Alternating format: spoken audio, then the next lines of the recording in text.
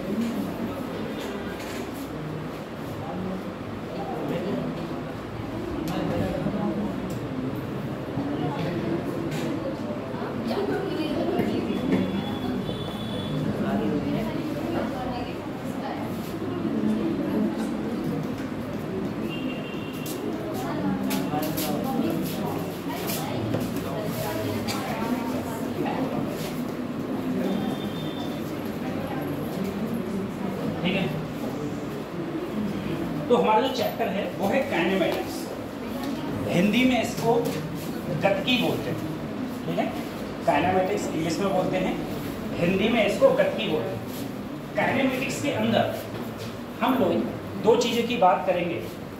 एक तो इसके अंदर हम लोग बात करेंगे 1 डायमेंशन मोशन की, और दूसरा इसी के अंदर हम बात करेंगे 2 डायमेंशन मोशन की। ठीक है। और जो 3 डायमेंशन मोशन है, जो 3 डायमेंशन मोशन है वो तुम लोगों के कोर्स में है। ठीक है। 3 डायमेंशन मोशन। सबसे पहले हम लोग जो आज हम लोग बात करने वाले हैं, हम लोग बात करने वाले हैं 1 डायमेंशन मोशन। 1 डायमेंशन मोशन का मतलब होता है 1D। ठीक है। अब अगर हम लोग 1D की बात करें, 1 डायमेंशन मोशन का मतलब हो गया कोई भी बॉडी, कोई भी चीज जो होगी वो एक जब सीधी रेखा में चलेगी तो उसे हम लोग 1 डायमेंशन मोशन कहते हैं। हमारे बेसिकली अगर हम लोग डायरेक्शंस की बात करें, इसमें अगर हम लोग डायरेक्शन की बात करें तो बेसिकली 3 डायरेक्शन होती हैं। एक डायरेक्शन जैसे तुम्हारा ये एक्स हो गया, दूसरी ये तुम्हारी वाई हो गई, और तीसरी ये तुम्हारी जेड। ठीक है। ये हम लोग 3 डायरेक्शन की बात करते हैं, इधर एक्स, इधर वाई और इधर जेड डायरेक्शन। जो तुम सब लोग देख रहे हो, हम सब लोग बेसिकली जी तो हम 4 डायरेक्शन में रहे हैं, लेकिन हम देख पा रहे हैं सिर्फ 3 डायमेंशन। 3 डायमेंशन कौन सी? एक एक्स डायमेंशन, एक वाई और एक जेड। और जो जी रहे हैं वो है टी में। अब एक्स वाई में हम आगे पीछे तो जा सकते हैं, लेकिन टी डायमेंशन में हम लोग आगे पीछे नहीं जा सकते। टी मतलब समय होता है। ठीक है। समय की डायरेक्शन में हम लोग आगे पीछे नहीं जा सकते। तुम लोगों में से किसने इंटरस्टेलर मूवी देखी है? इंटरस्टेलर साउथ ना, नाम पहली बार सुना। ठीक। ये साइंस फिक्शन मूवी है। हमारी बॉलीवुड इंडस्ट्रीज़ तो, इंडिया की इंडस्ट्री तो कोई बना ही नहीं सकती मूवीज़। उसका रीज़न ये है, इंडिया में जो दिखाया जाता है वो जितनी मूवी सब में कहते हैं गप दिखाया जाता है। वो एक लड़का होता है, फिर वो हीरोइन के घर जाता है, फिर वो हीरोइन के घर वाले सबको मार आता है। और ऐसा रियल लाइफ में मत करें, इतना टूटे जाओगे ना, पेड़ से बांध के मारा जाएगा, पेड़ से बांध के, समझे, पूरी जिंदगी याद रखो। तो हाँ, हमारे इंडियन मूवी में यही होता है। साउथ मूवी देखो, उसमें वो एक ही होएगा और वो भैया मारे मारे कतई सबको कतई बिछा देता है, मार मार। गिरता होगा तो भाग रहा है, कब तक कोई गिर ही रहा है। हाँ, बहुत बहुत तभी तो ठीक। हाँ, चलो अब हम लोग बात करते हैं। सर हम लोग बात कर रहे हैं बंडी मोशन की। देखो बेटा, अगर कोई भी चीज़ अगर कभी एक ही डायरेक्शन में मोशन करेगी, यानी कि सिर्फ एक ही डायरेक्शन में चलेगी, तो उसे हम लोग बोलेंगे वो डायमेंशन हमारा कैसा है, बंडी डायमेंशन। लेकिन अगर कोई भी बॉडी, कोई भी चीज़ 2 डायमेंशन में चलती है तो उसे हम लोग 2D डायमेंशन बोलते हैं। अब 2D डायमेंशन, बंडी डायमेंशन कैसा है, देखो अगर हम लोग किसी भी चीज़ को ऊपर की ओर थ्रो करेंगे तो ऐसे सीधी जाएगी और सीधी आएगी, इसे बोलेंगे हम लोग वन डायमेंशन, ठीक है। लेकिन यदि मैंने किसी चीज़ को कोई एंगल देके ऐसे फेंका तो वो एक्स में भी चल रही है और साथ में ऊंचाई भी ग्रहण कर रही है, यानी कि ऊंचाई हाइट में भी जा रही है, तो वो कौन सी हो जाएगी, वो हो जाएगी 2D डायमेंशन, ठीक है। तो उसमें बंडी डायमेंशन भी होगी और 2D डायमेंशन भी होगी, ठीक है। हम 2 डायमेंशन की बात करें। सबसे पहले हम लोग इस डायमेंशन में हम लोग देखो 2 टाइप के मेरे फ्रेम होते हैं। एक होता है इनर्शियल फ्रेम ऑफ रेफरेंस,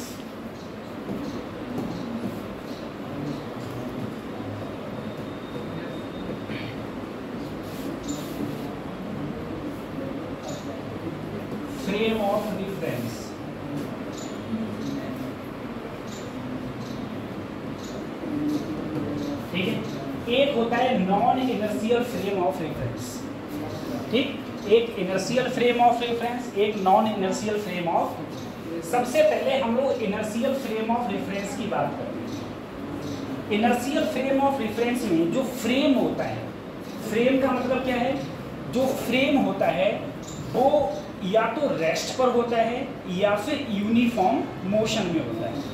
जो भी हमारा फ्रेम होता है, अभी बताऊंगा फ्रेम क्या है, जो भी हमारा फ्रेम होता है या तो वो रेस्ट पर होगा या तो फिर वो यूनिफॉर्म मोशन कर रहा होगा। यूनिफॉर्म मोशन का मतलब है बेटा उसके वेग में परिवर्तन नहीं हो रहा, ठीक है। यूनिफॉर्म मोशन का मतलब क्या होता है, उसके वेग में परिवर्तन नहीं हो रहा है, ठीक है। इस फ्रेम ऑफ रेफरेंस में न्यूटन के जितने नियम हैं सारे की सारे अप्लाई होते हैं। न्यूटन के तुमने 3 नियम पढ़े हैं, ठीक है, उनकी बात हम इन चैप्टर के बाद करते हैं। इसमें सारे के सारे न्यूटन के नियम अप्लाई होते हैं। इस फ्रेम ऑफ रेफरेंस का मतलब ये है कि इसमें एक्सेलरेशन क्या होगा, 0। अगर कोई भी चीज़ रुकी हुई है, तो उसका त्वरण क्या होता है, 0, क्योंकि एक्सेलरेशन या फिर त्वरण का फार्मूला होता है वेग में परिवर्तन बटे समय। अगर वेग में परिवर्तन ही नहीं होगा, यानी कि एक ही गति से कोई चीज़ चल रही है, अगर कोई चीज़ एक ही गति से चल रही है तो उसके वेग में परिवर्तन नहीं होगा, यानी कि एक्सेलरेशन क्या होगा, 0। या कोई भी चीज़ रुकी हुई है तब भी उसके वेग में कोई परिवर्तन नहीं होगा, तब भी एक्सेलरेशन क्या होगा, 0, एक्सेलरेशन 0 होगा। अब तुम मुझे एक बात बताओ, पृथ्वी चल रही है नहीं चल रही है, पृथ्वी चल रही है, ठीक है, पृथ्वी चल रही है। सूर्य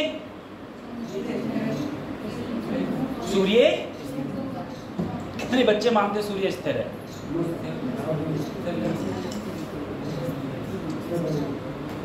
ठीक है। तो सूर्य भी स्थिर नहीं है, ठीक है।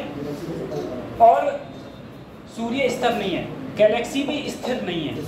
क्या ये टेबल स्थिर है,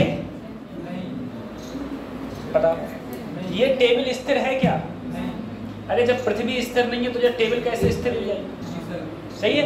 अब कुछ चीज़ों को ध्यान रखो बेटा, हम लोग किसी भी चीज़ को स्थिर की ना स्थिर, ये लोग हम कैसे डिसाइड करते हैं, ये हम डिसाइड करते हैं frame of reference, frame of, जो मैं बात कर रहा हूँ फ्रेम ऑफ रेफरेंस। जैसे मान लो तुम समझो कि अभी हम सब लोग एक प्लेन में बैठे हुए हैं, ठीक है, एक एरोप्लेन में बैठे हुए हैं और एरोप्लेन चल रहा है, ठीक है, और मैं खड़े होकर तुम लोगों को पढ़ा रहा हूँ, तो तुम लोगों को क्या लगेगा, मैं कैसा हूँ, स्थिर। अरे मैं ऐसे खड़े होकर लोग खड़ा हूँ, प्लेन चल रहा है, ट्रेन नहीं देखी तुमने, ट्रेन चल रही होती है, ट्रेन के जो सामने वाली सीट पे बंदा बैठा होता है, हमें क्या है, अरे हमारे रिस्पेक्ट में वो कैसा है, स्थिर। अब हम लोग जब बाहर के पेड़ पौधे देखते हैं तो वो भाग रहे होते हैं, ठीक है, तो इसका मतलब क्या है, हम अपने आप को स्थिर मान रहे हैं, तो वो हमारे रिस्पेक्ट में क्या हो रहे हैं, चल रहे हैं, वो हमारे रिस्पेक्ट में चल रहे हैं, ठीक है। तो फ्रेम ऑफ रेफरेंस, इसी प्रकार से हम जितनी भी फिजिक्स पढ़ रहे हैं यहाँ पर, उस सारी की सारी फिजिक्स में हम लोग फ्रेम ऑफ रेफरेंस मानेंगे अर्थ को, और अर्थ को हम लोग ये मान के चलते हैं, अर्थ कैसी है, रेस्ट पर। अर्थ कैसी है, रेस्ट पर। तुम लोग बाइक चला रहे हो, तुमने क्या बाइक की स्पीड मेरी 50 किलोमीटर पर आवर है, किसके रिस्पेक्ट में, ये गलत है, कितनी है 50 किलोमीटर पर आवर, नहीं ये नहीं, 50 kilometre per hour with respect to earth, with respect to earth. अब जरा तुम सोचो, एक बंदा बाइक चला रहा है इधर, दूसरा भी बाइक चला रहा है इधर, दोनों की स्पीड 50 किलोमीटर पर आवर है, कतई सीधी लाइन है और सीधे चलते जा रहे हो, तो एक के रिस्पेक्ट में दूसरे की स्पीड कितनी हो जाएगी, जीरो। अरे दोनों ऐसे साथ साथ चलते रहेंगे, क्या हो गई, जीरो। तो हम किसी भी चीज़ की अगर स्पीड लेते हैं या किसी भी चीज़ को मेजरमेंट करते हैं, हम किसी चीज़ की डिस्टेंस को मेजरमेंट करते हैं, ठीक है, या हम किसी चीज़ का एक्सेलरेशन या फिर त्वरण को मेजरमेंट करते हैं, तो हम लोग लेते हैं frame of reference. Frame of reference समझे? अब समझो, अब फ्रेम ऑफ रेफरेंस समझ गए, ठीक है। जैसे अब फ्रेम ऑफ रेफरेंस अलग अलग हो सकता है, तुम ट्रेन में हो तो तुम ट्रेन का फ्रेम ऑफ रेफरेंस ले लिया, तुम प्लेन में हो तो प्लेन का ले लिया, तुम कार में हो तुम कार का ले लिया, मोटरसाइकिल हो तो मोटरसाइकिल, जैसे चाहो वैसे फ्रेम ऑफ रेफरेंस ले सकते हो। तो अगर फ्रेम ऑफ रेफरेंस जो है, अगर हम ये माने कि वो कैसा है, या तो रेस्ट पर माने, या फिर उसकी वेलोसिटी कैसी है, यूनिफॉर्म वेलोसिटी का मतलब है वेग में परिवर्तन नहीं हो रहा है या गति में परिवर्तन नहीं हो रहा है, तो उस जगह पर न्यूटन के सारे लॉ अप्लाई होते हैं, और न्यूटन के 3 लॉ थे, तीनों लॉ अप्लाई होते हैं। इसे हम लोग बोलते हैं इनर्शियल फ्रेम ऑफ रेफरेंस, पहली चीज, ठीक है, इनर्शियल फ्रेम ऑफ रेफरेंस हम इस चीज को बोलते हैं। अब इसमें फ्रेम को फ्रेम ही बोलते हैं। इनर्शियल जड़त्वीय फ्रेम, ठीक है, जड़त्वीय फ्रेम, ठीक है, इनर्शियल फ्रेम ऑफ रेफरेंस, जड़त्वीय फ्रेम। अच्छा मुझे एक चीज बताओ, एक चीज तो बिल्कुल बेसिक नॉलेज है, मुझे एक बार बताओ, सूर्य पृथ्वी के चक्कर लगा रहा है, पृथ्वी सूर्य के चक्कर लगा रही है, ठीक है, पृथ्वी सूर्य के चक्कर लगा रही है। अब हम लोग कैसे मानते हैं पृथ्वी सूर्य के चक्कर लगा रही है, हम ये मान के चलते हैं कि सूर्य क्या है, रेस्ट पर, सूर्य क्या है, अब सूर्य हम रेस्ट पर मान लेते तो हम कहते हैं हमारी पृथ्वी ऐसे ऐसे घूम रही है, ऐसे तो कहते हैं हम लोग। इलेप्टिकल पाथ में हमारी अर्थ क्या कर रही है, रोटेशन कर रही है। अब अर्थ के पास 2 रोटेशन, ठीक है, एक तो है इलेप्टिकल पाथ में और एक है रोटेशन मोशन खुद के एक्सिस के साथ में।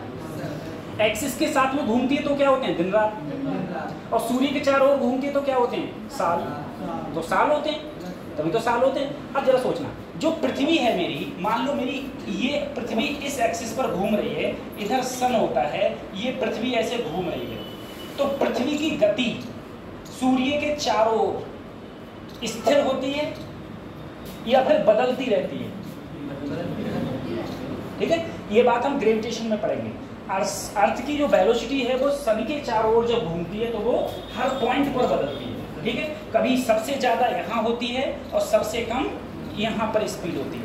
दूसरी चीज़, लेकिन अगर अपनी एक्सिस के अलाउंग जो रोटेशन कर रही है, एक्सिस के अलाउंग घूम रही है, वहाँ पर नहीं बदलती, ठीक है, वहाँ पर क्या रहेगी, कांस्टेंट, एक्सिस के अलाउंग क्या रहेगी, कांस्टेंट रहेगी। अच्छा अभी गए थे हाँ हाँ हाँ हाँ, वो जगह भी दिन रात चली होते हैं वहाँ, कहाँ, हाँ वो तो होंगे ही, वहाँ दिन रात के, वहाँ रात होती नहीं है, हाँ कहीं वो जल्दी हो जाती है, रात ही नहीं होती है बेटा, वहाँ रात नहीं होती है। देखो रात कब होती है, रात का मतलब समझो, सन ये है, सन को स्थिर माना मैंने, सन ये है, अर्थ ये है, अर्थ भूमि, अर्थ अभी यहाँ पर है तो यहाँ दिन है, सन के सामने जो है दिन है और पीछे क्या है रात, अर्थ घूम गई, अब उधर रात हो गई इधर दिन, और वो है अंतरिक्ष में तो ना दिन हुई ना वो रात हुई, ठीक है। और वैसे भी जितने भी हमारे स्पेस स्टेशन चलती हैं समय भी चलता है, सब सोलर पैनल से तो चलती हैं। स्पेस स्टेशन किससे चलती है? सोलर पैनल से।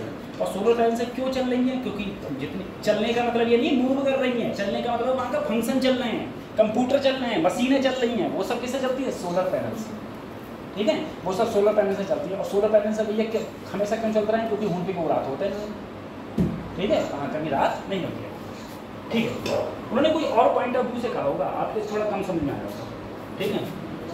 चलो एक बात मुझे और बताओ बच्चों, एक बात और बताओ कि सर जो मेरी पृथ्वी चारों ओर घूम रही है, पृथ्वी चारों ओर घूम रही है, अच्छा सन के चारों ओर घूम रही है, तो पृथ्वी की डायरेक्शन क्या है घूमने की?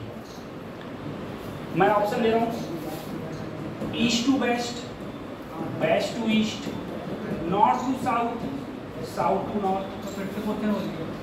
अर्थ जो सूर्य के चारों ओर घूम रही है, सूर्य के चारों ओर अर्थ ऐसे रोटेशन कर रही है, अपनी एक्सिस के अलावा रोटेशन जो कर रही है, ठीक है। अर्थ की जो एक्सिस के अलावा रोटेशन है तो उसकी डायरेक्शन क्या है रोटेशन करने की? नॉर्थ। अच्छा एक बार बताओ, हमें सूर्य कैसे जाते हुए दिखाई देता है? पूरब से, अरे पूरब में निकलता है और कहाँ जाता है? यही तो दिखाई देता है हमको। अब तुम जरा समझना एक चीज, तुम ट्रेन में जा रहे हो, ट्रेन में जा रहे हो, ठीक है, सूर्य क्या है? स्थिर, सूर्य को हमने क्या माना? स्थिर, सूर्य स्थिर। ऐसे जब तुम, और मूव कौन कर रही है? अर्थ, अर्थ कौन कर रही है? मूव। बात समझ में आ गई? अरे सूर्य स्थिर है और अर्थ क्या कर रही है? मूव कर रही है, अर्थ अपने एक्सिस के अलावा घूम रही है। अब इसी प्रकार से कहते ऐसे समझो, तुम ट्रेन में बैठे हो और बाहर हैं पेड़ पौधे, बाहर क्या हैं? पेड़ पौधे। अब मुझे बताओ, तुम मूव कर रहे हो, ट्रेन मूव कर रही है, तो पेड़ पौधे तुम्हें किधर जाते हुए दिखाई दे रहे हैं? पीछे। लेकिन रियल में पेड़ पौधे कैसे हैं? स्थिर, अर्थ के रिस्पेक्ट में कैसे हैं? स्थिर। तो जो जिस डायरेक्शन में तुम चल रहे हो उसके अपोजिट डायरेक्शन में कौन जाते हुए दिखाई दे रहे हैं? पेड़ पौधे। अपोजिट डायरेक्शन पेड़ पौधे। इसी प्रकार से तुम समझो कि सर जो अर्थ है, हमारी अर्थ है, हम अर्थ पर हैं, तो सूर्य अगर हमें इधर चलते हुए दिखाई दे रहा है, इसका मतलब ये है कि पृथ्वी जो है वो वेस्ट से कहाँ घूम रही है? ईस्ट में। नहीं समझ में आया? इधर देखो, ऐसा समझ आ जाएगा। ये घूम रही है, सूर्य स्थिर है, सूर्य तुम्हें इधर जाते हुए दिखाई दे रहा है, तुम अपने आप को स्थिर मान रहे हो ना, लेकिन रियलिटी में ये घूम रही है और सूर्य क्या है? स्थिर। सूर्य क्या है? स्थिर। ऐसे ही अब तुम समझो ट्रेन में, ट्रेन चल रही है और उसके अपोजिट डायरेक्शन में कौन चल रहे हो? तुम। तो ट्रेन जिस डायरेक्शन चल रही है उसके उस डायरेक्शन में तुम चल रहे हो, और पेड़ पौधे तुम्हें कहाँ दिख रहे हैं? अपोजिट डायरेक्शन में। तो इसका मतलब ये है कि तुम पेड़ पौधों से कैसे हो? अपोजिट डायरेक्शन में चल रहे हो। पेड़ पौधे तुम्हें इधर जाते हुए दिखाई दे रहे हैं, इसका मतलब तुम इधर चल रहे हो, ऐसे ही तो चल रहे हो। इसी प्रकार से सन तुम्हें अगर इधर जाते हुए दिखाई दे रहा है, इसका मतलब तुम कहाँ पर हो? अर्थ पर, ऐसे चल रहे हो, यही तो मतलब हुआ। तो इसीलिए सन की जो अर्थ की डायरेक्शन है सन के अलाउंग, वो कैसी है? वेस्ट टू वेस्ट टू। चलो ये हमारे पार्ट नहीं है, इसकी अभी हम लोग बात, ये हो गया, ये तो क्लियर होगा, ठीक है। अब इसी में अगला है बेटा non inertial frame of reference.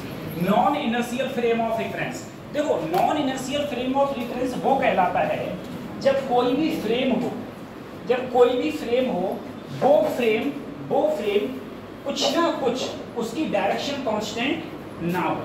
कोई फ्रेम चल रहा है, उसकी डायरेक्शन कांस्टेंट नहीं है, मतलब वेलोसिटी कांस्टेंट नहीं है, कभी उसकी वेलोसिटी बढ़ रही है, कभी उसकी वेलोसिटी घट रही है, ठीक है। अगर कभी उसकी वेलोसिटी घट रही है और कभी उसकी वेलोसिटी बढ़ रही है, इसका मतलब ये है कि वो नॉन यूनिफॉर्म मोशन में है, नॉन यूनिफॉर्म मोशन में है। इसका मतलब वो नॉन यूनिफॉर्म मोशन में है। अगर नॉन यूनिफॉर्म मोशन में है तो उसमें जो न्यूटन के लॉ होंगे वो अप्लाई नहीं होंगे, और यहाँ एक्सेलरेशन जीरो नहीं होता है, ठीक है। एक कभी तुच्छ सा क्वेश्चन खाली तुमसे पूछेगा कि बताओ कौन से फ्रेम ऑफ रेफरेंस में न्यूटन के लॉ अप्लाई होते हैं, तो कौन सा फ्रेम ऑफ रेफरेंस है? हाँ, और हम जितनी बातें करेंगे सब हम लोग इनर्शियल फ्रेम ऑफ रेफरेंस की ही बातें करेंगे, इनर्शियल फ्रेम ऑफ रेफरेंस की हम लोग बातें करेंगे, ठीक है। कितनी नॉन इनर्शियल से हमको मतलब नहीं। दूसरी चीज, नीड के केस में बेटा सबसे पहले तो हम लोग ये जानते हैं नीड के केस में कि हम लोग एयर रेजिस्टेंस को 0 मानेंगे, ठीक है। एयर का रेजिस्टेंस लगता है, ठीक है। अब चली गई है, कहूँ चली लगी और इधर से आ जाए आंधी, सही है, अपोजिट डायरेक्शन में, तो मेरा घर इधर है, तुम्हें इधर जाना है, और इधर से आ जाए आंधी और चरी तुम्हारे साइकिल पर बंधी हो। चरी जानते हो ना, गांव के लोग चरी वो भैंस या गाय को खिलाई जाती है, गाय और भैंस को काट के खिलाई जाती है, ठीक है, उसे चरी होती है, ठीक है, बड़ी होती है काफ़ी। तो जो अपोजिट डायरेक्शन में फोर्स लगेगा, समझे, तुम्हारे बस की बात ना है, साइकिल चढ़ के चला लियो तुम, आगे ही ना बढ़ेगी भैया, धीरे धीरे करते उतर के धीरे धीरे खींचोगे कि कैसे घर तक पहुंच जाए। तो एयर रेजिस्टेंस बहुत बड़ी चीज होती है, ठीक है। ये होता है क्या बेटा, एयर रेजिस्टेंस, ठीक है। तो हम लोग पूरे के पूरे कोर्स में हम लोग मानेंगे कि एयर रेजिस्टेंस नहीं लग रहा है, ठीक है, कहीं पर भी एयर का रेजिस्टेंस नहीं लग रहा है। इसे रफ कर दूं मैं, एयर रेजिस्टेंस नहीं लग रहा। अब देखो इसमें जो सबसे बेसिक चीज है वो आती है एक डिस्टेंस। डिस्टेंस को हम लोग बोलते हैं दूरी, डिस्टेंस को हम लोग बोलते हैं दूरी, ठीक है, ठीक। अब देखो डिस्टेंस क्या होता है, डिस्टेंस होता है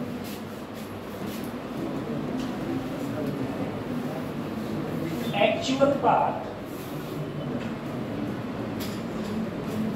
कवर्ड बाई एनी ऑब्जेक्ट, किसी ऑब्जेक्ट द्वारा जो एक्चुअल पाथ चला गया उसे हम लोग क्या बोलेंगे, डिस्टेंस बोलेंगे। जैसे मैं यहां से चला ऐसे और ऐसे, तो मैं कितनी दूरी चला, जितना गया उतना गया, ये सब क्या हो गई, distance.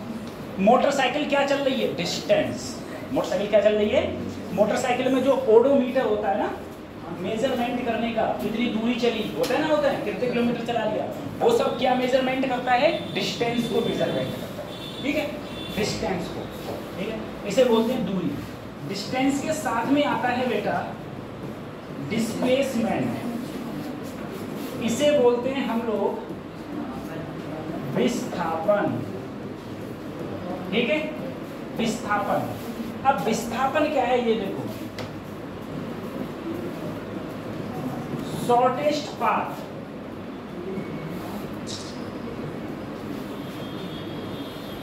Covered by any object between 2 points, 2 points के बीच में जो सबसे शॉर्टेस्ट पाथ होता है उसे हम लोग क्या बोलेंगे, डिस्प्लेसमेंट। जैसे मान लो एक पॉइंट ये है और एक पॉइंट ये है, इन दोनों के बीच में सबसे शॉर्टेस्ट पाथ बेटा एक सीधी लाइन खींच दो तो ये होगा शॉर्टेस्ट पाथ। इस शॉर्टेस्ट पाथ को क्या बोलेंगे, डिस्प्लेसमेंट। क्या बोलेंगे, डिस्प्लेसमेंट। कल इस समय तुम यहीं बैठे थे, अरे कल इस समय मैं यहीं था और आज भी मैं यही हूँ, तो कल भी मैं यही था, आज भी मैं यही हूँ, तो मेरी कल की और आज की जो दूरी, जो कल की और आज की जो अंतर है दूरी में, वो कितना हो गया, 0। सर कैसे, इधर देखो, कोई भी चीज बेटा यहाँ है और कहूँ हमने पूरे कल आज पूरे दिन और कल पूरे दिन कहूँ घूमा, कहीं परिक्रमा घूमा, और वापिस से मैं अगर यहीं आ गया तो बेटा यहीं से यहीं की दूरी क्या हो गई, 0। इसे क्या बोलेंगे हम लोग, विस्थापन या फिर क्या बोलेंगे, डिस्प्लेसमेंट। विस्थापन या फिर डिस्प्लेसमेंट। डिस्प्लेसमेंट क्या होता है, 2 पॉइंट के बीच की मिनिमम दूरी। जैसे मान लो तुम यहाँ पर हो और तुम्हारे घर पे तुम्हारी मम्मी बैठी हैं, ठीक है, अब बताओ विस्थापन क्या होगा। तो जो तुम ऐसे निकल के और ऐसे घूम के जाओगे जब सबका कहलाएगी दूरी, जब सबका कहलाएगी दूरी। विस्थापन क्या है? यहाँ से एक सीधे लाइन डालो अपने घर पर जो दीवारों को तोड़ते हुए, पेड़ पौधों को तोड़ते हुए जाएगी, ठीक है, वो दूरी क्या कहलाएगी बेटा? विस्थापन। वो क्या कहलाएगी? विस्थापन, ठीक है। तो वो हमारा होता है विस्थापन, ठीक है। ये है दूरी, ये है विस्थापन। उतार लिए, अगले बढ़े।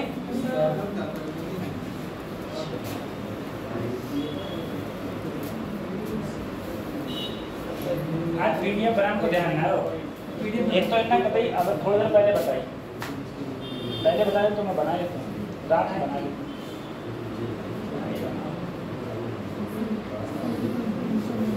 उसकी पीडीएफ तो आती है, पीडीएफ काय की जा की नहीं, वो किताब की ना पीडीएफ कहाँ पर है? गूगल में। इसकी नहीं, किताब की। किताब की पढ़ा नहीं सकते ना, इनका यूट्यूब बंद करवाओगे क्या? अरे नहीं, इस वाली किताब की ना। हाँ नहीं पढ़ा सकते बेटा, कॉपीराइट लग जाएगा। कॉपीराइट का? हाँ, चैनल पे पढ़ती है ना ये सारी वीडियोस, तो चैनल पर पढ़ रही तो किसी ने कॉपीराइट डाल दिया तो। अब अंशु सर का इसलिए नहीं पढ़ सकता क्योंकि उनकी एनसीईआरटी बुक गवर्नमेंट की है, नहीं समझे? और गवर्नमेंट की जो बुक है वो एनसीईआरटी सबकी है, तो उस पर कोई कॉपीराइट नहीं मार सकता। ये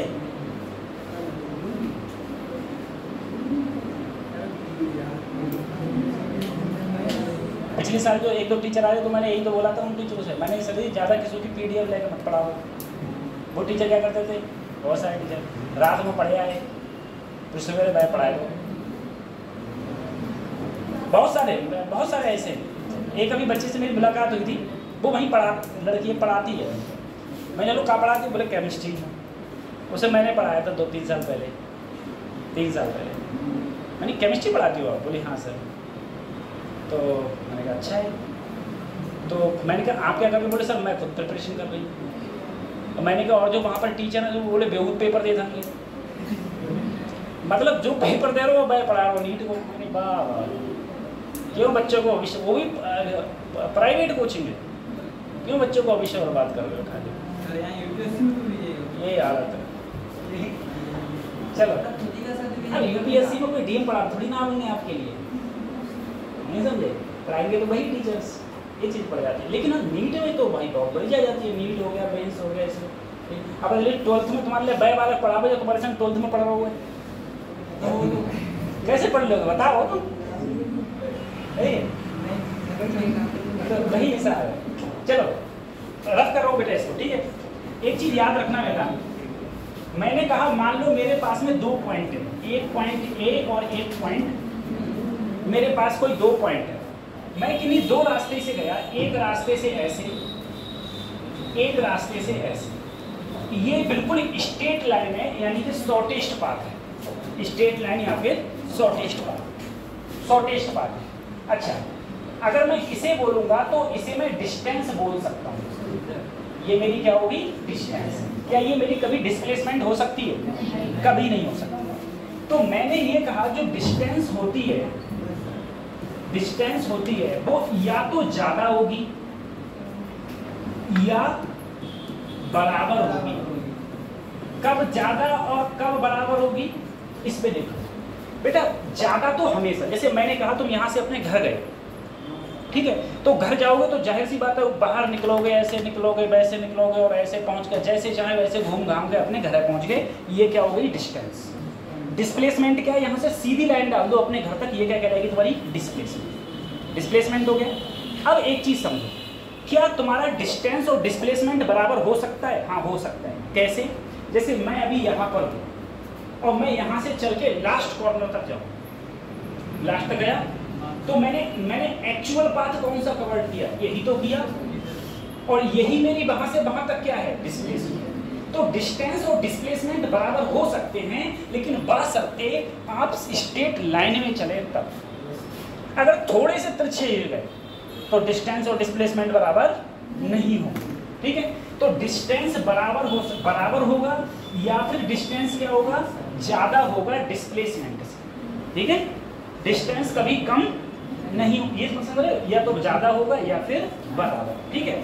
और दूसरी चीज जो लिख लेना, बाद में कहीं भूल ना जाओ, डिस्टेंस बराबर होगा डिस्प्लेसमेंट के, सिर्फ सिर्फ एक ही कंडीशन है, एक ही कंडीशन है। हाँ, सरल रेखा बोल सकते हैं, समांतर रेखा। समांतर रेखा में चलेगी दूरी या सरल रेखा में चलेगी दूरी? सरल रेखा में, ठीक है। बेहन बॉडी या कोई ऑब्जेक्ट ले लो, बॉडी नहीं ऑब्जेक्ट ज़्यादा से, बेहन object move in straight line. जब कोई ऑब्जेक्ट स्ट्रेट लाइन में मूव करेगा, सिर्फ एक ही कंडीशन है, जब डिस्टेंस और डिस्प्लेसमेंट बराबर होंगे। जब कोई ऑब्जेक्ट बेटा स्ट्रेट लाइन मूव करेगा, सीधी रेखा में मूव करेगा तब। अगर सीधी रेखा में मूव नहीं किया, इधर उधर जरा सा भी हुआ, तो वहीं पर तुम्हारी डिस्टेंस जो हो जाएगी वो ज़्यादा हो जाएगी। किससे? डिस्प्लेसमेंट से। डिस्टेंस किससे ज़्यादा हो जाएगी? डिस्प्लेसमेंट से।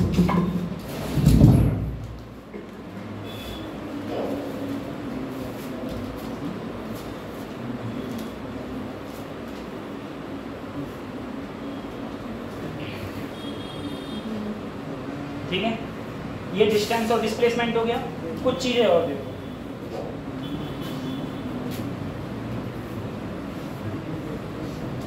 हो गया, रख कर दूं?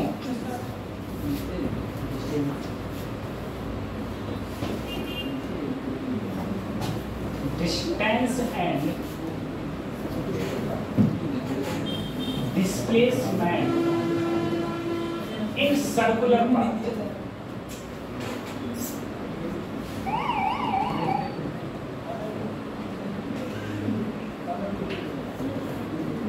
डिस्टेंस और डिस्प्लेसमेंट देखो बेटा सर्कुलर पाथ में, ठीक है। अब देखो सर जी सर्कुलर पाथ क्या है?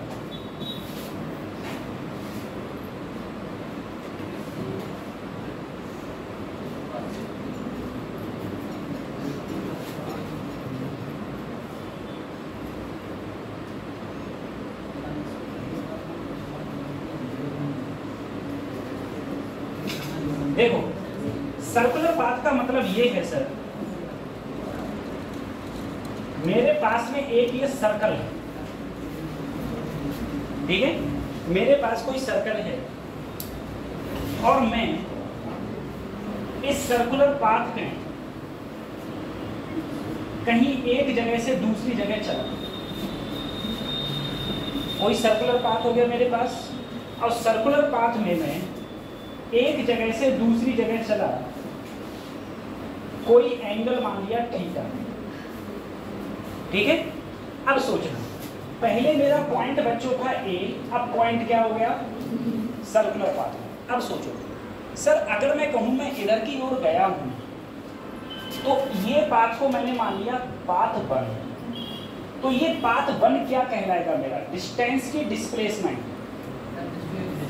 डिस्टेंस, क्योंकि सही में मैं यहां से इधर ही तो गया हूं, तो मेरा डिस्प्लेसमेंट क्या होगा? डिस्प्लेसमेंट क्या होगा? ठीक है, तो ये जो पाथ है, ये लाइन मेरी क्या कहलाएगी? डिस्प्लेसमेंट, क्योंकि यहां से यहां पर सीधी रेखा तो यही है, ये है कर्व वाली, ये है ना। तो जो मेरी जो सेकंड लाइन है, जो हम लोगों की जो सेकंड लाइन है, वो सेकंड लाइन यानी कि दूसरी लाइन, यही हमारी क्या कहलाएगी?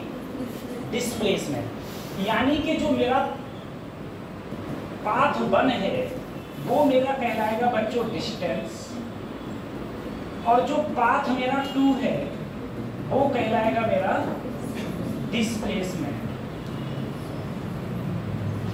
ठीक है। विस्थापन और दूरी, यही तो कहलाएगी, ठीक है।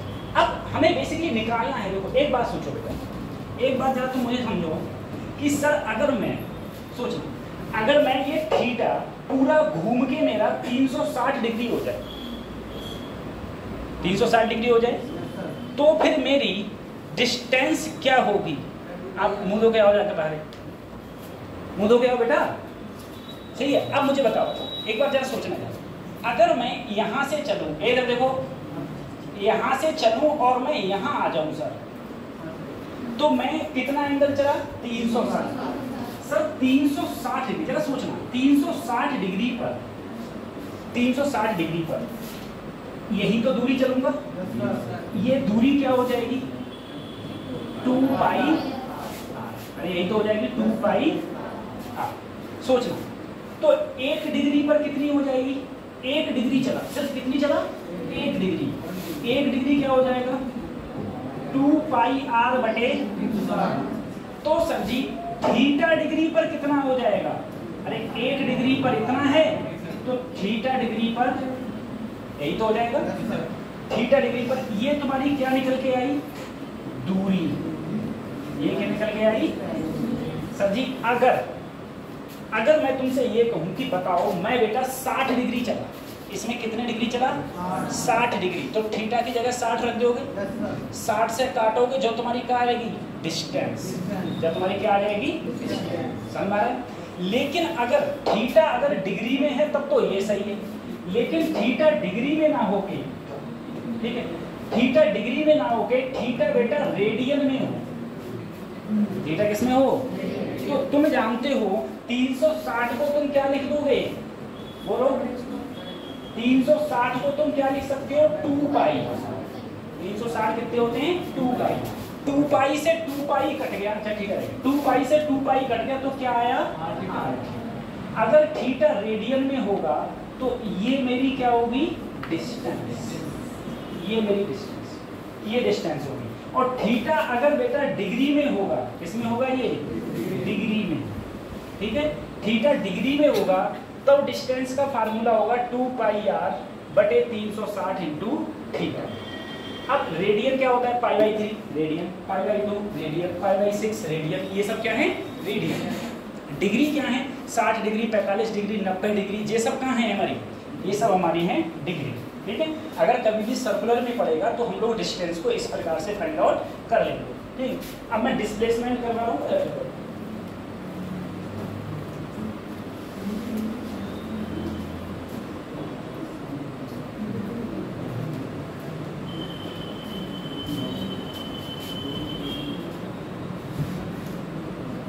हो गई बहुत।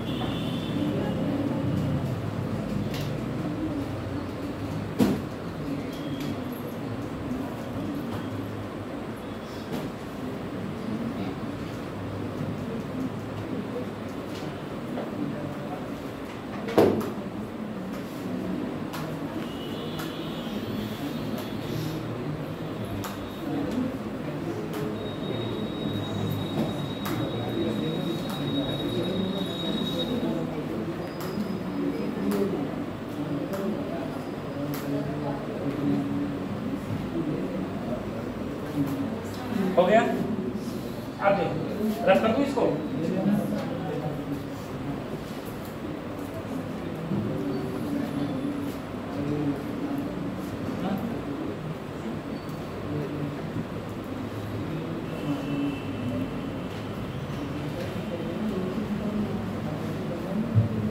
रख कर दूं, है ना?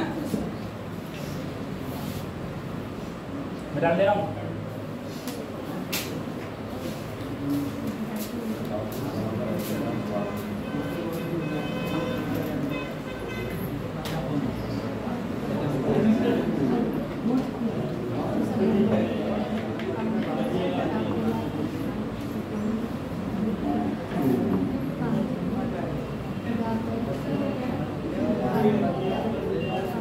ठीक है, देखो बेटा,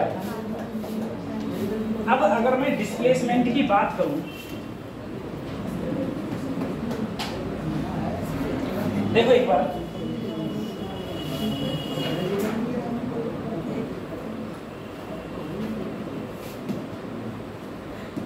देखना सर, मान लो मैं थीटा डिग्री चला तो आप बोले सर यही तो मेरा डिस्प्लेसमेंट है, ए और बी। तो जो डिस्प्लेसमेंट का फार्मूला होता है सर्कुलर पाथ के अंदर, सर्कुलर पाथ के अंदर जो डिस्प्लेसमेंट का फार्मूला होता है, इसकी रेडियस क्या है बच्चों, r। तो फार्मूला होता है 2r sin θ/2।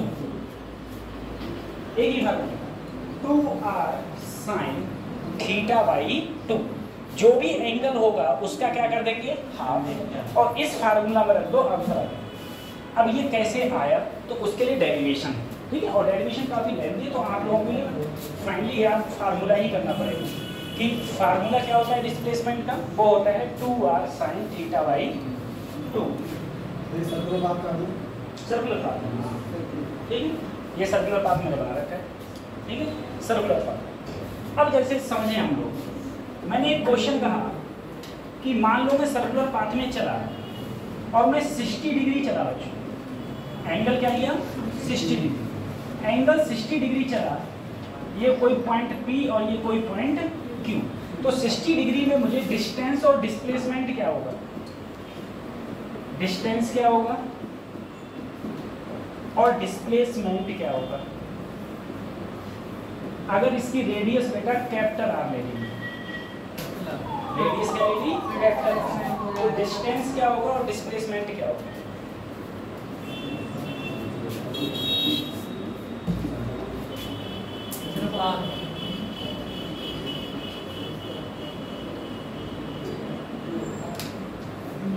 बोलो सिर्फ R क्या होगा, ठीक है। तो देखो अगर सर जी हम डिस्टेंस देखें, ये हमको किस में दिया है, डिग्री में, किस में दिया है, अगर डिग्री में दिया है तो सर एक ही फार्मूला है 2πr/360 गुणा थीटा, यही तो है 2πr/360 गुणा थीटा। सर अगर मैं काटूं तो यहाँ पर क्या आएगा 6, 2 से काटा तो क्या आएगा 3, तो यहाँ पर अगर मैं आंसर लिखूंगा तो बचेगा आंसर से पाई, r की जगह कैपिटल R/, ठीक है। लेकिन अगर मैं डिस्प्लेसमेंट देखूंगा, मैं अगर डिस्प्लेसमेंट देखूंगा, डिस्प्लेसमेंट क्या होता है, तो वही मैंने अभी बताया था, डिस्प्लेसमेंट का फार्मूला क्या बताया था 2r sin θ/2, 60/2, 60/2 क्या हो गया 30, क्या हो गया, और sin 30 की वैल्यू, तो आंसर सिर्फ क्या आया, यानी कि ये दूरी सिर्फ क्या होगी बेटा r होगी, ये दूरी सिर्फ क्या होगी r,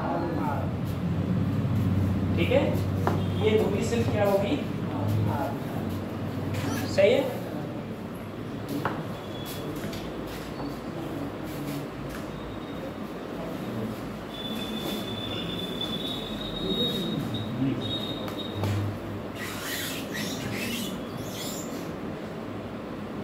एक सर्कल है बच्चों, मान लो मैं यहाँ से यहाँ तक गया, ठीक है, इसकी रेडियस मैंने मान ली r। आप बताओ मुझे डिस्टेंस और डिस्प्लेसमेंट क्या होगा, ऐसे गया A से B, डिस्टेंस और डिस्प्लेसमेंट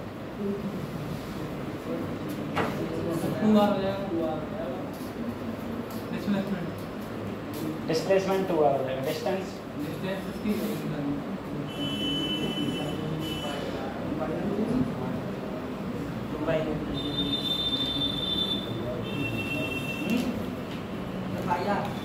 कितना हो जाएगा पाई/r, सही है पाई/r, सही है। निकालो बच्चे, निकालो बच्चा,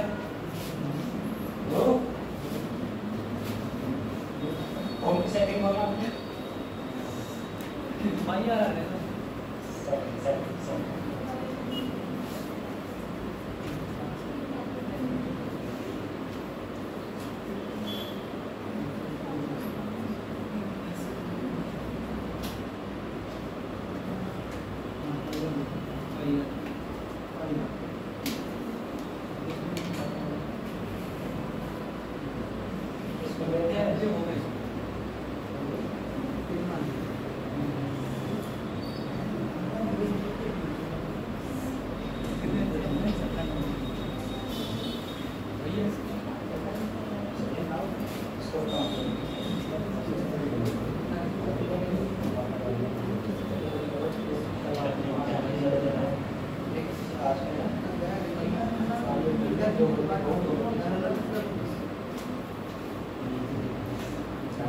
कर लिया? चलो सही देखो, जाहिर सी बात है सर एंगल कितना होगा ये 180 तो होगा। या तो तुम ऐसे करो सर, पूरा क्या होता है 2 पाई आर, तो आधा कितना होगा पाई आर, पूरा है 2 पाई आर तो आधा कितना होएगा पाई आर। या अगर हम लोग सर उसमें ना देखें, अगर हम लोग फार्मूला में देखें तो फार्मूला में कैसे निकालेंगे, तो फार्मूला में वही देखो 2 पाई आर बटे 360 गुणा 180, आंसर कितना आया 2 पाई आर बटे 2, 2 से 2 कट गया, क्या बचा।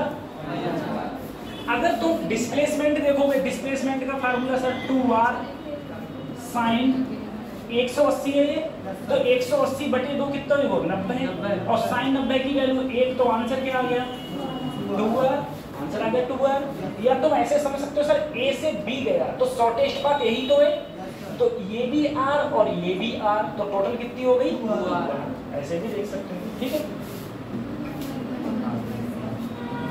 हो गया ये डिस्टेंस और डिस्प्लेसमेंट। ठीक है, उसके बाद देखो रब कर दी, रब कर दे रहा मैं। अब देखो बेटा,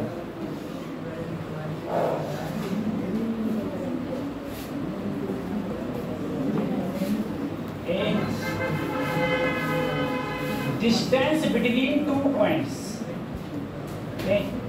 2 पॉइंट्स के बीच की दूरी। ठीक है, एक तो कतई मैं सरल सरल वाली बता रहा हूं,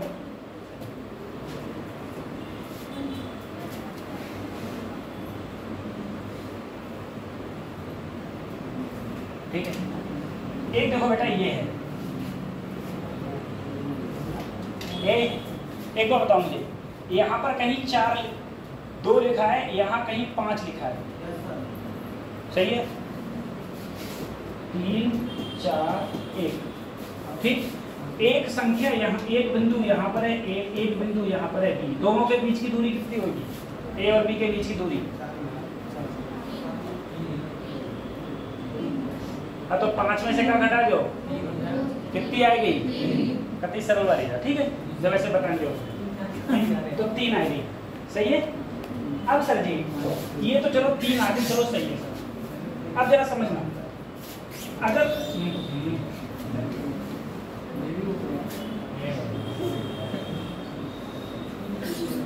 अगर सर मेरे लिए ऐसा कुछ हो कि मेरे लिए 2 कोई पॉइंट दे रखो, एक बार सोचना, अगर मुझे यहाँ पर कोई पॉइंट दे रखा है 5,4, इसका मतलब क्या होता है सर जी, पहले वालों x होता है, दूसरे वालों y। इसका मतलब अगर मैं यहाँ से लंब डालूं x पर, तो ये x को कितने पर काटे वो, ये 5 हो वो। अगर y पर लंब डालो तो y कितने हो वो 4, इसीलिए हिम करे हुए 5,8 8वीं क्लास की बात। ठीक है, दूसरी चीज समझो, दूसरी चीज ये है, एक बिंदु मेरे पास यहाँ एक और है जिसपे लिखा है 1,2, जिसपे क्या लिखा है 1,2।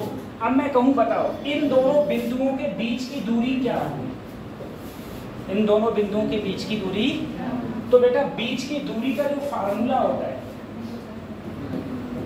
सबसे पहले अंडर रूट लगाना, उसके बाद h2 माइनस x1 का प्लस y2 माइनस y1 का होल स्क्वायर।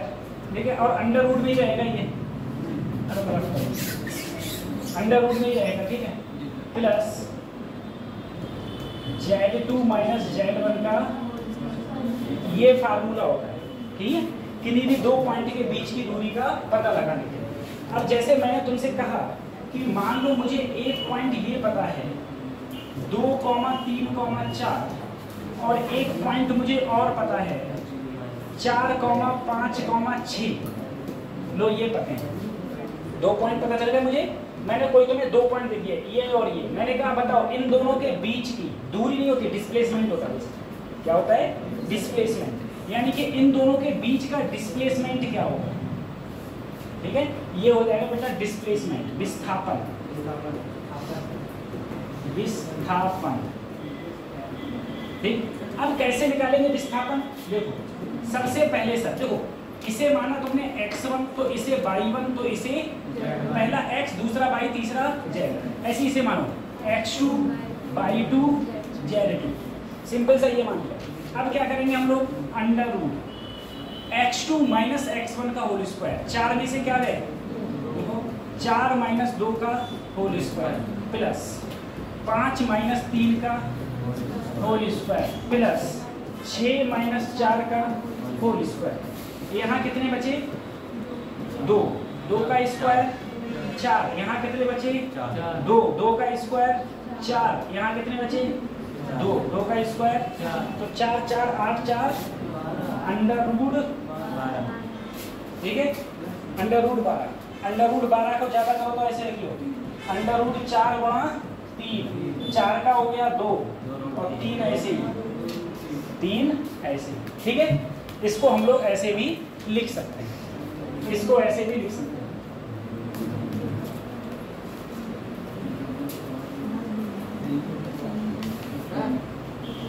हाँ ऊपर वाला फार्मूला से वो कितना था दूरी का, हाँ फिर आपने डिस्प्लेसमेंट है बेटा, डिस्प्लेसमेंट का फार्मूला रियल की नहीं, मैथ में दूरी बोल देते, इसका फार्मूला है डिस्प्लेसमेंट। दो बिंदुओं के बीच की दूरी है ना, अति न्यूनतम दूरी, न्यूनतम दूरी क्या होती है, डिस्प्लेसमेंट। एक्चुअली मैथ में डिस्टेंस और डिस्प्लेसमेंट का कोई कॉन्सेप्ट ही नहीं है, एक ही बात मानते हैं डिस्टेंस और डिस्प्लेसमेंट। नहीं, डिस्प्लेसमेंट के लिए, डिस्टेंस के लिए तो यूज ही नहीं होगा, डिस्टेंस तो क्या पता क्या होगा, डिस्टेंस का क्या पता क्या होगा, ठीक है, डिस्प्लेसमेंट का फार्मूला।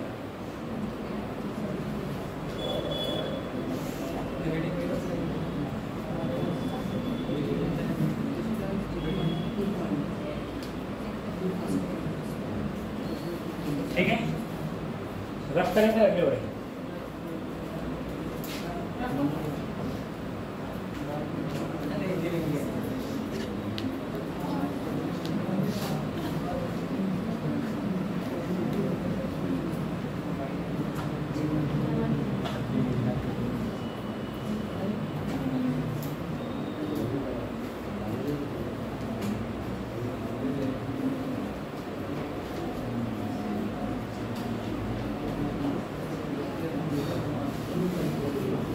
कर लिया, ठीक है। अब एक बात समझना, एक बात समझो, मेरे लिए कोई एक पॉइंट, एक चीज दी है, मैंने तुमसे कहा कोई मेरे पास में एक वेक्टर है r1 2i plus 3j plus 5j और दूसरा वेक्टर है r2 जिसकी वैल्यू है i minus 2j plus k। मैं कहूँ बताओ इन दोनों के बीच की दूरी कितनी होगी, ठीक है, इन दोनों के बीच की दूरी कितनी होगी, तो कतई दिक्कत मत होगा। देखो जो x जो y और जो i को x, j को y, z को k, तो इसको तुम ऐसे लिख लो 2, 3, लिख ले पॉइंट, लिख ले। अब इसे देखो i के आगे कुछ ना है तो क्या है 1, तो क्या लिखेंगे 1, -2, अब इन दोनों के बीच की दूरी निकाल लोगे जैसे अभी बताई थी, ठीक है, अभी बताई थी कैसे दोनों के बीच की दूरी आ जाएगी, ये डिस्प्लेसमेंट जिसे बोलते हैं हम लोग। सर एक में से 2 घटा दो, हैं? अरे क्या करते थे बेटा, देखो इसे क्या माना, x1 y1 z1 x2 y2 z2, तो भाई एक में से x2 माइनस x1 होता है, एक में से 2 घटाया -1, -2 में से 3 घटाओ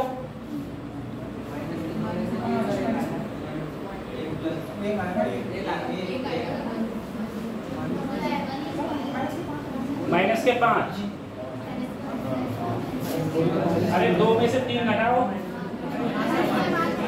समझ गए, माइनस के 5 आ गए, तो माइनस के 5 का 1 में से 5 घटाओ -4 का, यहाँ क्या हो गया बेटा 1 + 25 + 16, ठीक है, जो भी आंसर आए। आ गई दूरी दोनों के बीच, दोनों के बीच में क्या आ गई दूरी। तो अगर इस टाइप से दूरी निकलवाएगा तो तुम ऐसे दूरी निकाल लोगे, सही है। ऐसे हम लोग दूरी निकालेंगे। ये हमारा वेक्टर फॉर्म में है दूरी। डिस्टेंस क्या है? ये वेक्टर फॉर्म की डिस्टेंस है, ठीक। फिर आगे बढ़ते हैं।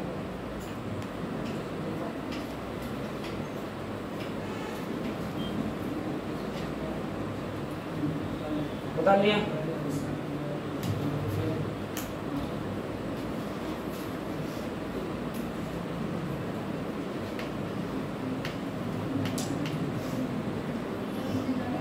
तुम लोगों को तब भी सही है, जो हवाइया नहीं आता है खड़े हो तो हवा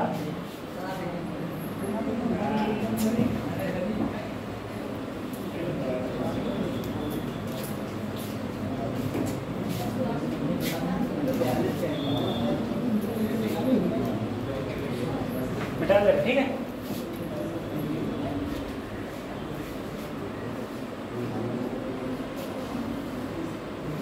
ठीक,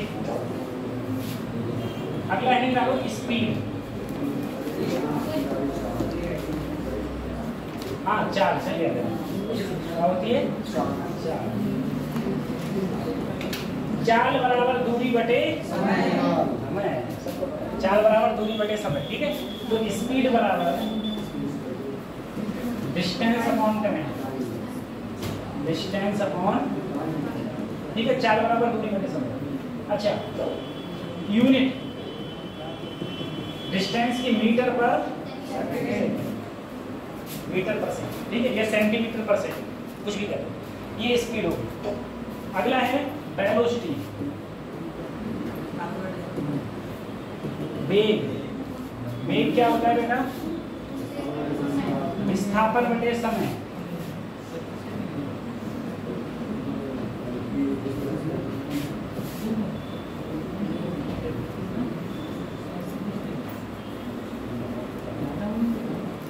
विस्थापन बटे समय, ठीक है।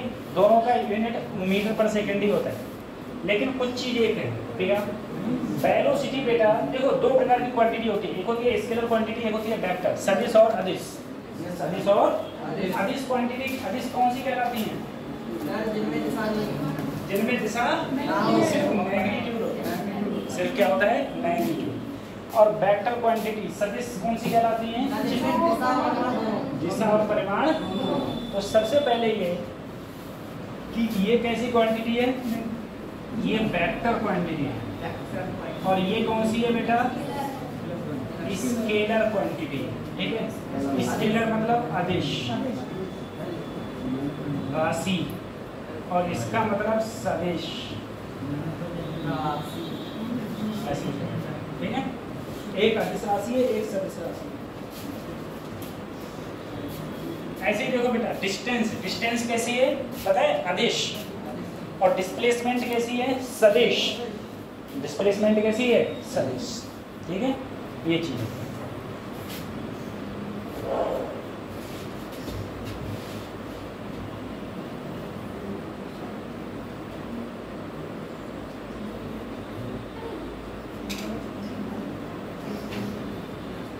जो क्वांटिटी वेक्टर होती है,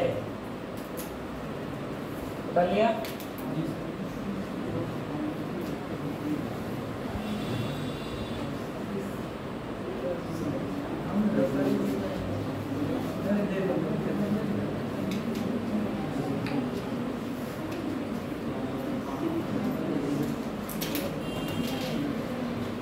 बता लिया।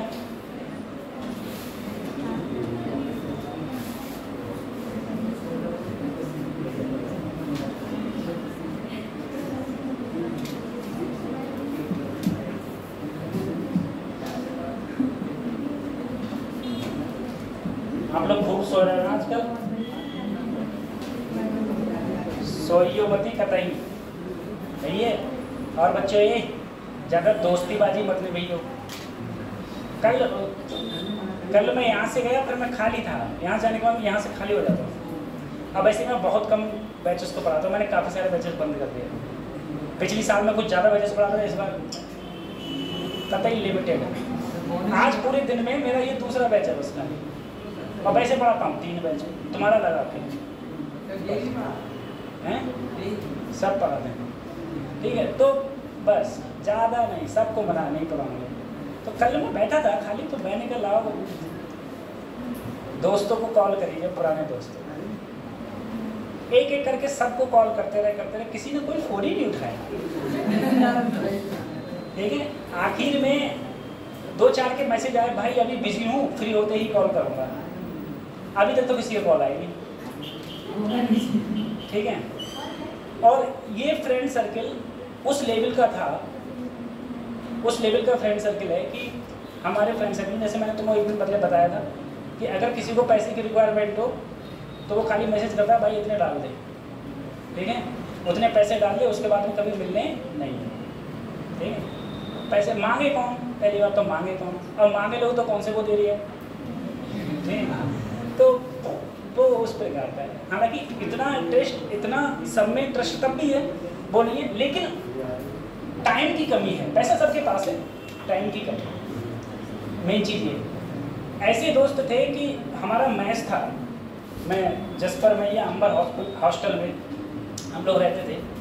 तो हॉस्टल के पास में जैसे यहाँ से, और ये तुम्हारी साइकिल खड़ी है जी, ये यहाँ से जो गेट अपने ड्रेमंड को गेट, इतनी दूर हॉस्टल था, मतलब मैस था, हॉस्टल में रहते थे, मैस खाना खाने जहाँ जाते। तो इतनी दूर खाना खान के मारे कि चलो संगे चलेंगे, आधे घंटा बैठ के, 1-1 घंटा बैठे गप्पे मार रहे, बिना चलेंगे संगे खाना, ठीक है। जहाँ भी जा रहे हैं घूमने फिरने, जैसे नॉर्थ ईस्ट में घूमा था, सारी स्टेट हम सब दोस्त सब घूमते रहते थे। इतनी प्यारी दोस्ती थी। एक दोस्त फेल हो गया था, तो रोने के लिए सब लोग साथ गए थे कि सर से रिक्वेस्ट करेंगे कि सर जी प्लीज़ प्लीज़ प्लीज़ पास कर दे, जो कर दे वो कर दे, ठीक है, क्योंकि बैंक बहुत बुरी चीज़ होती है। तो पास करवाया, सब बहुत अच्छी फ्रेंड सर्कल, सब कुछ। जब लास्ट ईयर जब था 80s में, तो सब जब वापस आ रहे तो सब बहुत परेशान, भाई एक ग्रुप बनाया था, भाई इस ग्रुप में सब लोग अपना सुख दुख बांटेंगे ठीक है। सभी का प्लेसमेंट हो गया था, क्योंकि IIT में 300% प्लेसमेंट होता है, ठीक है। कुछ लोग सोचते हैं, मैं एक सच्चाई तुमको बताऊं, तुम जैसे न्यूज़पेपर या हम हर चीज़ जो दिखती है ना वो सही नहीं होती है, हर चीज़ जो दिखती है वो सही नहीं होती। मैं तुम्हें एक रीज़न बता रहा हूँ, मैंने बहुत सारी कटिंग्स देखे, बहुत सारे और लोग जगह देखे मैंने, लोग कहते हैं कि IIT बॉम्बे में या IIT दिल्ली में 50% प्लेसमेंट हुआ, 60% प्लेसमेंट हुआ, यानी कि 50-60% लोगों की जॉब लगी। लेकिन रियलिटी ऐसी नहीं है। रियलिटी ये है बेटा, वहाँ पर जो जाते हैं वो सब पैसे वाले होते हैं। मैं अपनी पूरी क्लास में सबसे गरीब इंसान मैं ही था, समझे, और जितने थे सब पैसे वाले थे। एक बच्चा और था जिसको मैं बहुत गरीब समझता था, मैं कहता यार ये बंदा कभी अपने कैटेगरी का है, मन में सोचते थे। हालांकि ऐसे किसी के मन में भावना नहीं रहती थी वहाँ पर कि तू गरीब तू अमीर, कोई मतलब ही नहीं है, ना कोई कास्ट सिस्टम था किसी प्रकार से। मैंने कहा एक मेरा दोस्त था, जैसे हम लोग तिवारी बोलते थे स्टार्टिंग से, तिवारी तिवारी तिवारी। जब 3rd ईयर में आए तब आके पता चला भाई ये तिवारी नहीं है, ये तो मुसलमान है, समझे। तो और वो भी कब पता चला, जब वो कोई ईद थी तो वो जा रहा था कपड़े पहन के, तो हमने कहा तिवारी तो ये कपड़े पहन कहाँ जा रहे हो? तो बोले यार अम्मी ने बोला है, कसम दी है अम्मी ने, तो जाना पड़ेगा, नहीं तो एक कौन बउआ ने कभी जिंदगी में देखा ही नहीं। और वो जितनी भी दुर्गा पूजा होती थी सब में कतई मार सज धज के कतई पूरा पंडित बनता था ठीक है। तो हाँ, तो हायर एजुकेशन में क्या होता है ना, कास्ट सिस्टम नहीं होता है बिल्कुल भी किसी प्रकार से। उन्हें मतलब नहीं है कि तुम कौन सी कास्ट हो कौन से धर्म से हो, ये धर्म और कास्ट हमारे लोकल लेवल पर आके इंक्रीज हो जाती है, क्योंकि पॉलिटिक्स चमकानी होती है इस चक्कर से। वैसे कोई मतलब नहीं किसी प्रकार से, ठीक है। हाँ, और ना किसी को ये मतलब होता है कि ये गरीब है कि ये अमीर है, वैसा भी किसी का कोई मतलब नहीं होता है किसी को, सब अपने अपने अपने होते हैं, ये चीज़ें। जैसे मैंने तुमको बताया, तुम लोग समझो, तुम पीलीभीत के जितने भी स्कूल हैं, बरेली के जितनी भी कॉलेज हैं, सब में ड्रेस कोड है।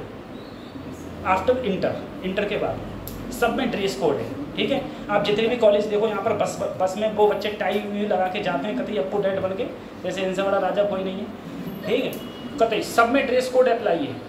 तो MBBS कॉलेज में ड्रेस कोड अप्लाई नहीं है, कोई से MBBS कॉलेज लो, गवर्नमेंट की बात कर रहा हूँ मैं, प्राइवेट की, ठीक है। प्राइवेट में होता है, गवर्नमेंट में नहीं होता है। अब तुम कहोगे सर जी वो सफ़ेद तो पहले रहते हैं, वो सफ़ेद इसलिए पहले रहता है जिससे भी केमिकल वेमिकल हो या फिर कोई भी किसी का ऑपरेशन कर रहे हो तो छींटा अपने ऊपर ना आए, इससे संक्रमित ना हो। ऐसे डॉक्टर जब ऑपरेशन करता है तो पूरा अपना सूट पहन के करता है, भले अपने हॉस्पिटल में कर रहे हो, ठीक है, तुम पूरे सूट पहन कर रहे हो, क्यों? इससे संक्रमित ना हो, इसलिए होता है। किसी भी IITs में, किसी भी NIT में ड्रेस कोड अप्लाई नहीं होता है। ड्रेस कोड इसलिए होता है जिससे कि हमारी मानसिकता चेंज ना हो। हम लोग ये नहीं समझे कि ये गरीब है कि ये अमीर है, ये कपड़ा कैसे पहन का होगा, जो कपड़ा जो कि हम लोगों को नीचे लेवल पे रहता है।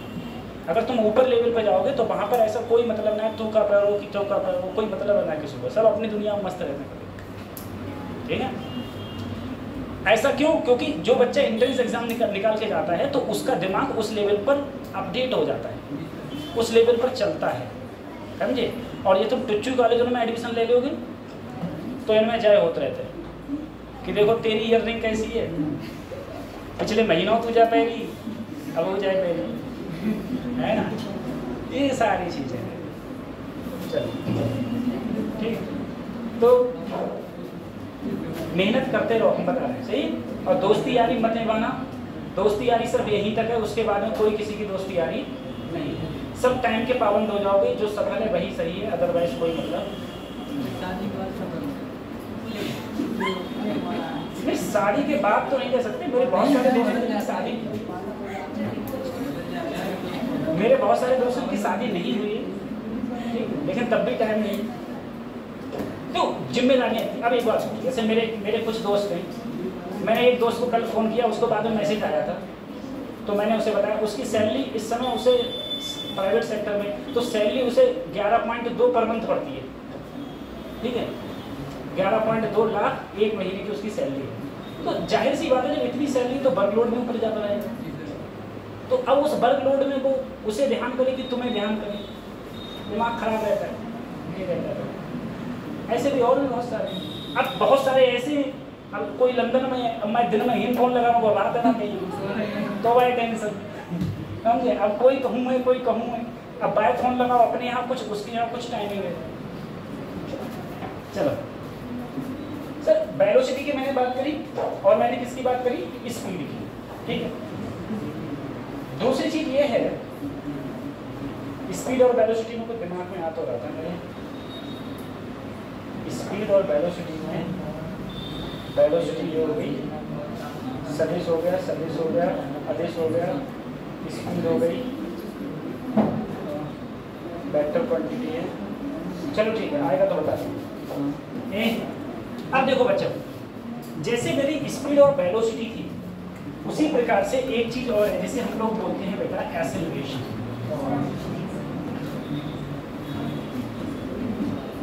एक्सेलरेशन को हम हिंदी में बोलते हैं त्वरण। बेसिकली एक्सेलरेशन 3 टाइप के होते हैं, ठीक है। एक होता है पॉजिटिव एक्सेलरेशन, एक होता है नेगेटिव एक्सेलरेशन और एक होता है बेटा जीरो एक्सेलरेशन। एक्सेलरेशन को हम लोग ए से डिनोट करते हैं, ठीक है। एक्सेलरेशन की जो सिंपल डेफिनेशन है, एक्सेलरेशन की जो सिंपल डेफिनेशन है वो है चेंज इन वेलोसिटी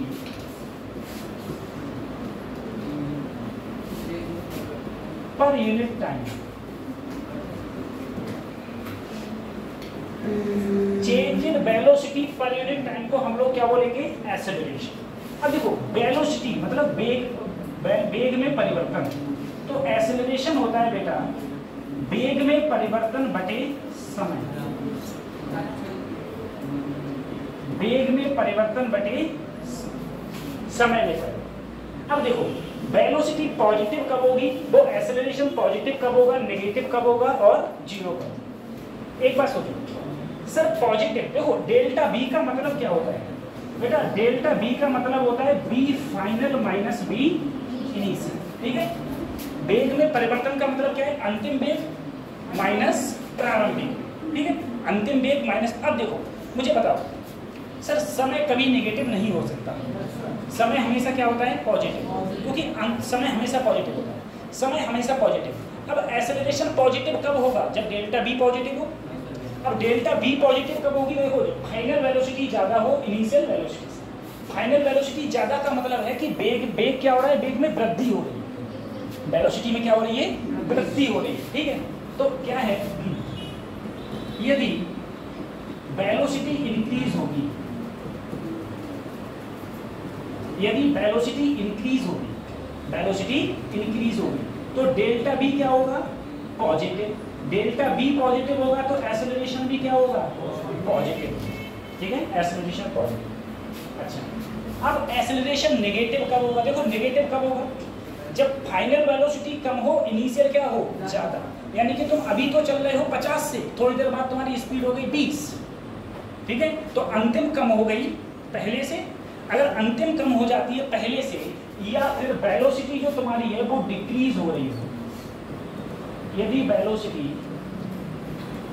क्या हो रही हो, डिक्रीज, वेलोसिटी डिक्रीज होगी तो delta B negative, delta B negative तो एक्सेलरेशन भी तुम्हारा यानी कि त्वरण भी क्या होगा तुम्हारा, नेगेटिव होगा। तो उस कंडीशन में त्वरण तुम्हारा नेगेटिव। दूसरा है त्वरण तुम्हारा जीरो कब होगा, जीरो तब होगा बेटा, देखो डेल्टा टी से तो मतलब ही नहीं है, ये तो हमेशा पॉजिटिव रहेगा।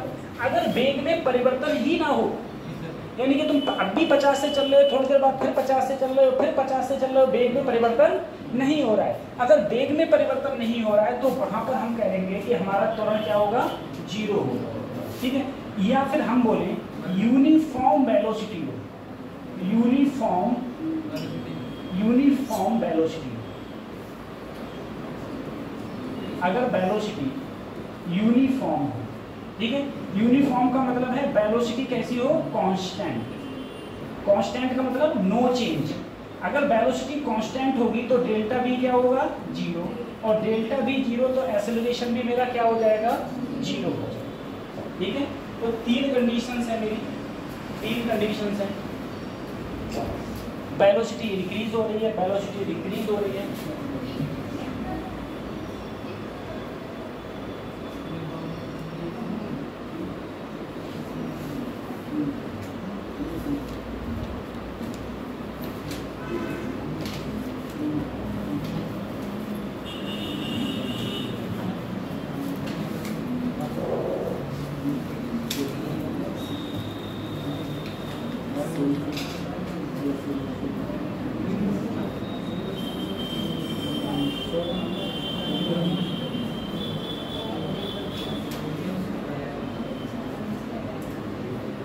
ठीक है,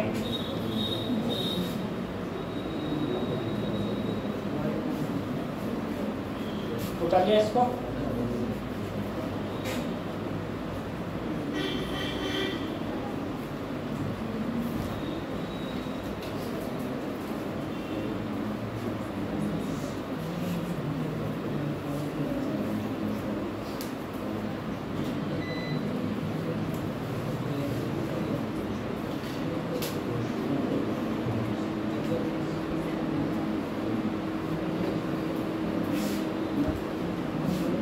उतार लिया।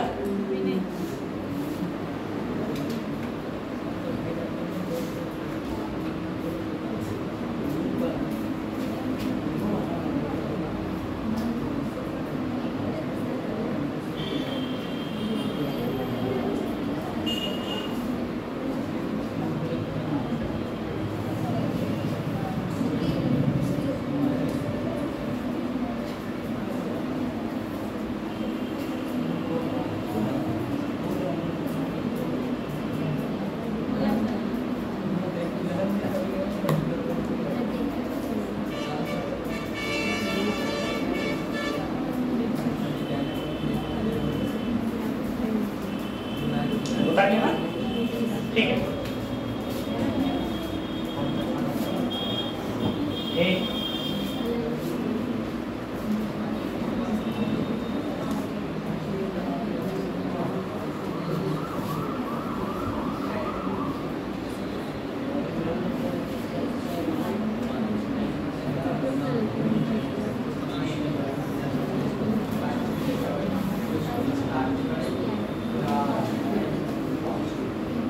क्षणिक चार, ठीक है, इंस्टेंटेनियस स्पीड,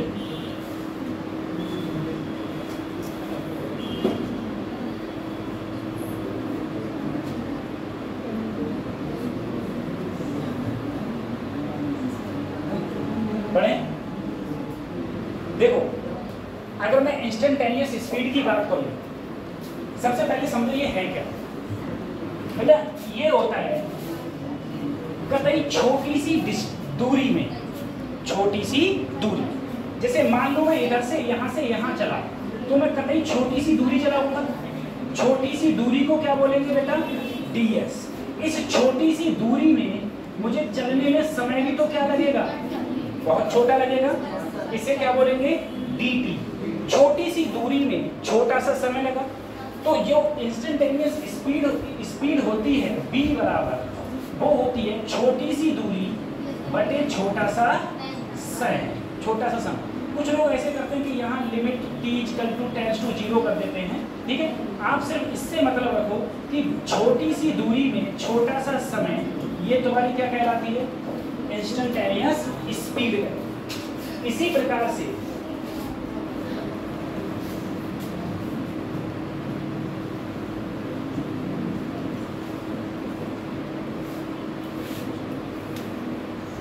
वेलोसिटी,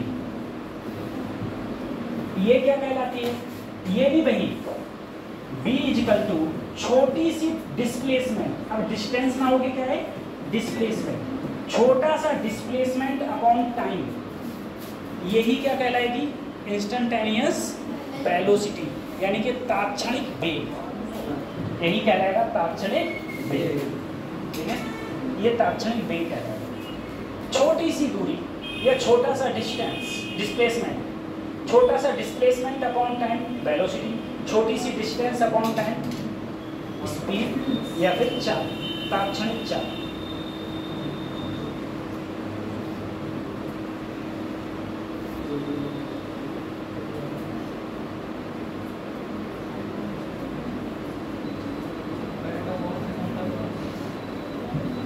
ठीक है, बैटा बॉल का बैटा बॉल के साथ क्या क्रिकेट में ना ये वो इम्पल्स होता है, वो इम्पल्स।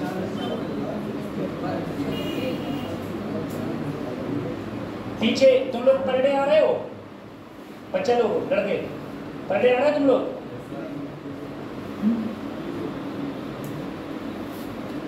बता रहे tan थीटा का डिफरेंशिएशन,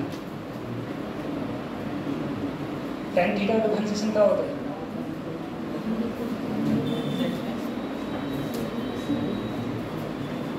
बताओ कोई, सेक स्क्वायर, बोले गए और मत पढ़ो।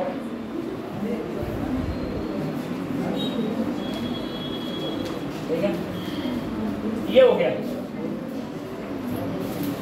रब कर रहा हूँ इसको।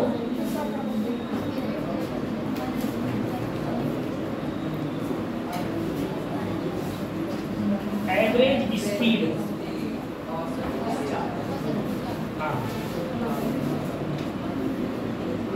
औसत चाल,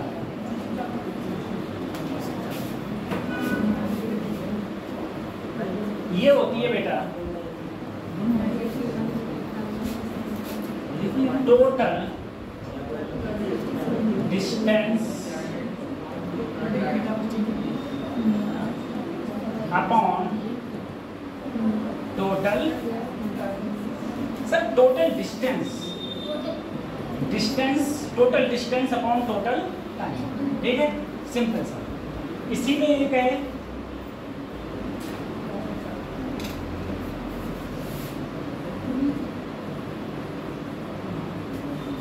एवरेज वेलोसिटी, औसत वेग, औसत, तो ये भी हो जाएगा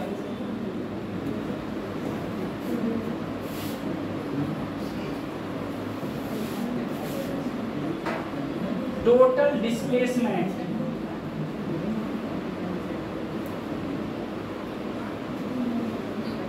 अपॉन टोटल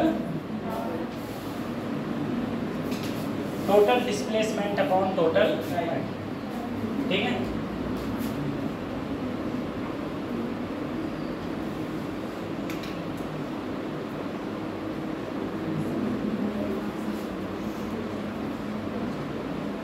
इस पे किताब ना आए और कौन खरीदे वो, हैं? क्या किए? ट्वेल्थ से काम का चलेगा, 12th पास कर लो, बस खत्म करो। एनसीईआरटी में क्वेश्चन तो आए, एनसीईआरटी क्वेश्चन है नहीं, अलग है।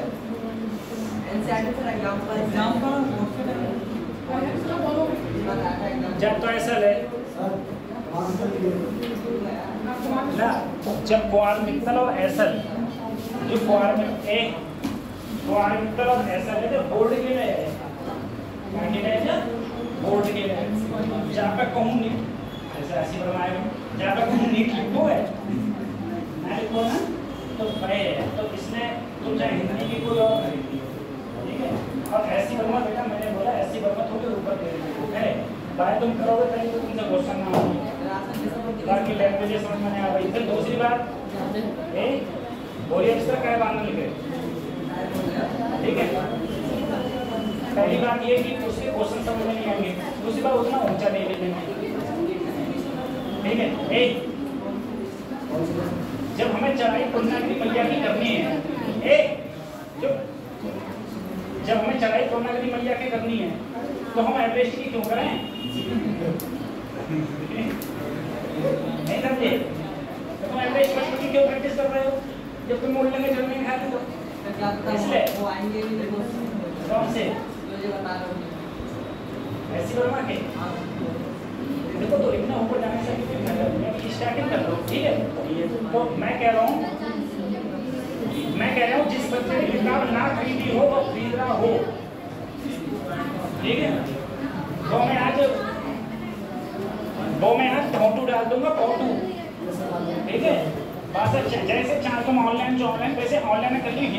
इनके दुकानदार बहुत ठगते हैं, इनके दुकानदार महंगी देंगे, सही है। इसलिए अच्छा अपने ऑनलाइन कर लो, 3-4 दिन में किताब आ जाएगी। पहले फर्स्ट बुक कर लो, जब फर्स्ट बुक खत्म हो जाए तो सेकंड बुक कर लीजिए। और अगर किसी के पास में हिंदी में किताब है, अगर वो हिंदी में ही रहना चाह रहा है, हिंदी मीडियम में, ठीक है, तो हिंदी में ही रहने दो, लेकिन हिंदी देख लो फिर भी, ठीक है। किताब लेकिन बोर्ड की ना हो, हिंदी के डीसी पांडे नाम है, नहीं हिंदी नहीं, इंग्लिश में डीसी पांडे, हाँ वो तो इंग्लिश में है, ठीक है। देखिए डाल को जा कवर में है, जा कवर में नहीं किताब डीसी पांडे है, ये इंग्लिश में नई पब्लिकेशन। चलो देखो ये बच्ची ऐसा कवर है, ठीक है। जो आप कवर दिखा रही थी वो बहुत पुराना है, बहुत पुराना है। जो फर्स्ट सेकंड ऐसे ही आता है, हाँ साथ में कुछ दिखा रहे हैं, डिफरेंट है। जब तुम ऐसी पैसा 650 खरीदवाए, लाइब्रेरी की सुविधा किताब है,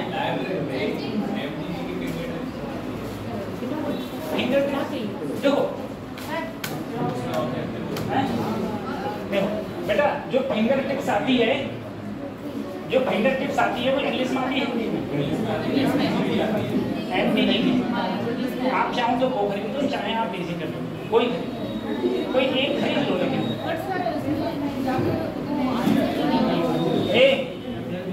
अरे बैठे रहो, मेरी बात सुनो बच्चों। मैं इसलिए तुमसे नहीं कह रहा हूँ कि डीसी खरीदो, तुम्हारे मन में आवे जो खरीदो। तुम पे अगर किसी के नोट्स, तुम पे अगर किसी के मॉड्यूल पढ़े हैं तो तुम पे मॉड्यूल रहने दो, ठीक है। किसी के पढ़े हो, कोई किताब पढ़ी हो तो वो किताब, मैंने कहा जिसके पास नहीं है और खरीदनी है तो वो डीसी खरीद ले, सही है। हमें कोई मतलब ना है, हमारे यहाँ क्वेश्चन तुम कहूँ से पूछो, हमें वैसे का मतलब। लेकिन मेरे कहने का मतलब है कि ज़्यादा से ज़्यादा तुम लोग क्वेश्चंस लगाओ, जितने ज़्यादा क्वेश्चंस लगाओगे उतना ज़्यादा प्रॉफिट है तुम लोगों का, सही है।